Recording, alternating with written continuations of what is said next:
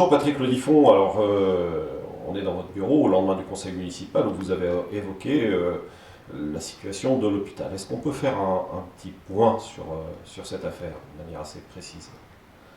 Effectivement, à l'occasion de ce conseil municipal, j'ai eu quelques interpellations, notamment du groupe Pleurvel Nouvel Élan, qui m'interrogeait sur différentes données hospitalières. En particulièrement, on a reparlé une fois de plus, je dirais, du rapport de la Chambre des comptes et des recommandations qui y étaient associées. Moi, au titre des recommandations, j'ai retrouvé effectivement dans ce rapport des points qui nous étaient stipulés, tels que la notion de projet d'établissement. La notion de projet d'établissement, il est vrai qu'aujourd'hui, on fonctionne dans le cadre d'un projet médical partagé avec le centre hospitalier Bretagne-Atlantique à Vannes. On parle également notamment sur la réorganisation de l'offre gériatrique et SSR des soins de suite avec Malétroit et Josselin, et ce depuis 2015. Ça se met tranquillement en place et derrière, ça permettra d'obtenir des validations sur des investissements, donc de la pérennité dans les dispositifs et de la solidité dans les dispositifs. Sur les recommandations, j'ai vu également les préconisations concernant de la comptabilité analytique. C'est important, c'est utile parce que ça permettra justement de pouvoir travailler dans le cadre des contrats de pôle. Les contrats de pôle sont difficiles effectivement à identifier parce qu'il y a une certaine transversalité entre leurs fonctions, mais quelque part, je trouve que ça peut être intéressant pour avoir des bons tableaux de bord qui servent tant à la direction que justement à ces gestionnaires de pôle pour pouvoir avoir un suivi de l'activité, et notamment le suivi d'activité et l'exécution budgétaire de ce qu'on appelle l'EPRD, qui est l'état prévisionnel des recettes et des dépenses. Voilà, c'est bien cela. Dans les procédures budgétaires, il y a une invitation qui avait été mise à faire une lettre de cadrage. Ça me semble tout à fait pertinent, hein. Ça fait partie vraiment d'une lettre de cadrage qui permet d'encadrer véritablement les orientations budgétaires, les orientations financières. Pour cela, évidemment, les préconisations visent à un état d'équilibre, hein. Il s'agit d'obtenir un budget qui soit à terme équilibré en recettes et en dépenses. C'est pas si facile qu'on peut le dire, hein. Il faut savoir que je regardais un petit peu les chiffres, hein, sur une augmentation d'activité d'1,7% à peu près, étant entendu que sur les marges de manœuvre au titre des charges de personnel, on a une augmentation des charges de personnel seulement de 0,5% avec un GVT, c'est-à-dire l'augmentation naturelle due à la technicité qui est de 1,7%. On devrait arriver à l'équilibre à peu près en 2020.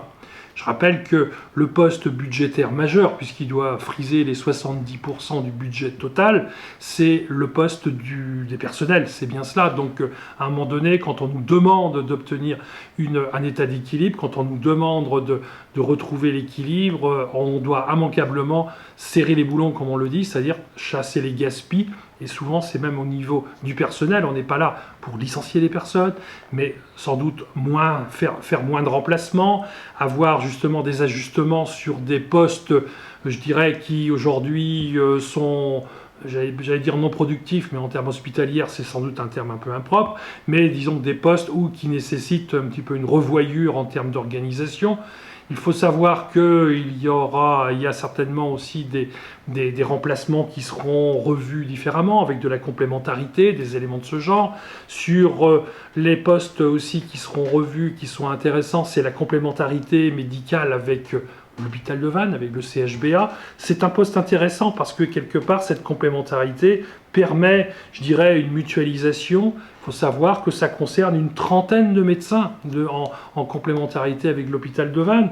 Une trentaine de médecins qui viennent de Vannes à Pleuhermel, pas en temps plein, évidemment, ça fait une dizaine d'ETP, comme on le dit, de temps plein, mais ça nous permet effectivement de couvrir un peu toutes les spécialités qu'on peut exercer sur le site de Pleuhermel. Et je dirais, dans ces spécialités, on aurait certainement beaucoup de difficultés à recruter, je dirais, directement sur le site de Pleuhermel. Et de plus, pour moi, avec une même équipe médicale qu'à Vannes, on a un même niveau de prestation. Ce qui m'importe pour moi, c'est d'avoir, pour les patients, qu'ils soient adressés au bon endroit pour bénéficier des meilleurs soins possibles, même si c'est dans un autre établissement. On est bien là-dessus. Je vous ai entendu invité à ne pas agiter le chiffon rouge. Alors, est-ce qu'il faut avoir peur de l'hôpital de Ploërmel? Personnellement, je pense que non. Moi, je suis très confiant dans ce qui se passe dans cet hôpital parce que justement, il y a des équipes médicales de qualité qui connaissent leur travail, qui savent ce qu'elles ont à faire et qui connaissent et qui savent bien faire. Alors, c'est vrai qu'aujourd'hui, on ne guérit pas tout dans tous les sens à tout moment. Il y a aussi des orientations bien précises, des spécialités. On a dans cet hôpital du personnel spécialisé pour les spécialités. Alors quand je dis agiter le chiffon rouge, c'est surtout pas se faire peur. C'est pas parce que ici un jour on n'a peut-être pas la capacité de pouvoir répondre à un cas clinique, à un cas médical sur le site que pour autant on est mauvais. Non, justement l'important c'est d'être orienté vers les meilleurs spécialistes qui soient en la matière pour avoir la meilleure réponse médicale possible, même si elle doit être sur Vannes ou même sur Rennes d'ailleurs. C'est bien dans ce sens-là. Alors, ne pas agiter le chiffon rouge parce qu'à se faire peur, effectivement, il ne faut surtout pas non plus que la médecine de ville se désintéresse de l'hôpital de Ploërmel. Il ne faut pas non plus que les personnels se retrouvent justement devant des difficultés ou alors en difficulté de fonctionnement et que justement la réponse médicale ne soit pas appropriée. Les patients, eux, ce qu'ils veulent, c'est être soignés vite et bien. C'est bien l'état d'esprit. Alors j'ai entendu effectivement, même dans les reproches qu'il y a pu y avoir, notamment l'activité libérale, mais l'activité libérale a toujours existé.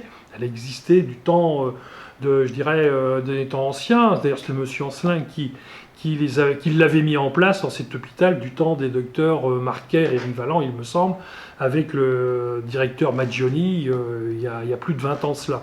C'est quelque chose qui permet justement de valoriser des chirurgiens qui restent sur le site parce qu'il y a cette possibilité d'activité médicale. C'est encadré par la loi, c'est tout à fait normal. Il n'y a pas de dépassement d'honoraires à l'hôpital de Ploërmel. C'est un secteur conventionné 1, donc c'est pas parce que c'est en libéral que ça coûte plus cher. Pas du tout. On est bien dans cet état d'esprit. Et on peut aller se faire soigner à l'hôpital de Ploërmel en toute quiétude. Personnellement, quand j'ai eu des opérations à subir, j'en ai eu aussi comme tout un chacun, je dirais, j'y suis allé et j'y retournerai sans aucune inquiétude. C'est vrai que j'ai entendu même parler d'absentéisme, ça avait été évoqué justement à la sortie de ce rapport de la Cour des comptes et ça avait fait un petit peu le buzz. Bon, j'ai connaissance que le taux d'absentéisme est en diminution à l'hôpital de Ploërmel pour cette année 2016, c'est tant mieux. Peut-être qu'on est dans des circonstances moindres. En son temps, l'absentéisme pouvait très bien être dû, et c'était pour partie à des congés de maternité et de paternité, effectivement, aussi. C'était bien dans ce sens-là. Mais pour autant, il faut savoir qu'on se retrouve avec un absentéisme à près de 10% quand même, que c'était relevé par la Chambre des comptes. Là, c'est à peu près 16 jours par agent quand même, et là, actuellement, ça diminue. Sur l'aspect budgétaire, l'activité pour cette année 2016, elle est malheureusement pas au beau fixe. Pourquoi c'est dû? On a une baisse assez sensible. On voit bien qu'on a à peu près 10% de baisse d'activité sur les premiers mois de 2016, ce qui n'est pas bon, je dirais, puisqu'effectivement les recettes sont issues de l'activité, et quand il y a moins d'activité, il y aura moins de recettes. Donc les dépenses étant relativement fixes, il faut bien s'attendre à ce que le déficit soit probablement au-dessus de ce qu'on avait programmé dans notre état programmation de début d'année. Mais c'est ainsi, je dirais, quelque part, le fait qu'on ait moins de recettes, qu'il y ait moins d'entrées à l'hôpital parce qu'il n'y a pas eu d'épidémie, on ne va pas s'en plaindre quand même, quoi. On n'est pas là pour imaginer et pour vouloir avoir des malades absolument et avoir une épidémie et créer une épidémie pour avoir plus de malades. Ce n'est pas du tout le contexte. On est bien dans ce sens-là. Mais il faut être vigilant sur cet aspect financier. Je rappelle également que sur le point de vue budgétaire, sur un budget de près de 48 millions sur cet hôpital, je disais 70%, 33, 34 millions à peu près au titre des charges de personnel. Mais le remboursement de la dette, c'est quand même 2 millions d'euros, une dette qui existe pour les investissements. Et aujourd'hui, la CAF est inférieure à ce chiffre. Autrement dit, inutile de vous dire que ce n'est pas les bonnes conditions requises pour pouvoir réinvestir. Et c'est surtout ça qui est inquiétant. Parce qu'on peut toujours évoquer des matériels nécessaires, des ceci, cela. J'ai même entendu une critique verte de la part de M. Ancelin qui me dit à l'hôpital de Ploërmel, on rembauche les vieux matériels de Vannes. pas tout à fait comme ça que ça marche. Effectivement, il y a des modifications technologiques à l'hôpital de Vannes qui laissent sur le carreau des matériels qui sont effectivement encore très fonctionnels, mais qui pour autant ne correspondent plus à la technologie nouvelle de Vannes de par certaines spécialités, qui sont utilisés ici sur l'hôpital de Plouermel